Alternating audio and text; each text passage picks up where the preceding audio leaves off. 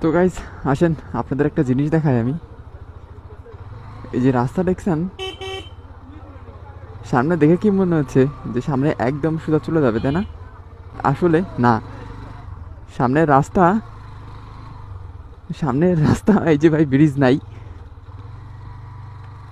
এখানে নতুন কাঠ লাগাইছে, যাই হোক ভালো করছে। এই জায়গাটা মানে অবস্থাটা অনেকটাই সিরিয়াস। এখানে নতুন যদি কেউ আসে, আমি শিওর যে রাতের বেলা যদি আসে সোজা নামাই দিবে ওই সাইড দিয়ে। কারণ এখান থেকে কিচ্ছু দেখা যায় না। এই যে এখানে আগে ব্রিজ ছিল, ব্রিজটা ভেঙে গেছে, প্রায় বছরখানেক হয়েছে, বছরের মতো হয়েছে। সবাই মিলে একটা উদ্যোগ নিলে তো রাস্তাটা মানে ব্রিজটা তো হয়ে যায়। আর একটা যে কাঠের ব্রিজ দিছে, এই কাঠের ব্রিজটাও অনেক রিস্কি, কারণ এখান দিয়ে ভারী যানবাহন চলে। ভারী যানবাহন বলতে ভ্যানে ভারী জিনিসপত্র নেয়।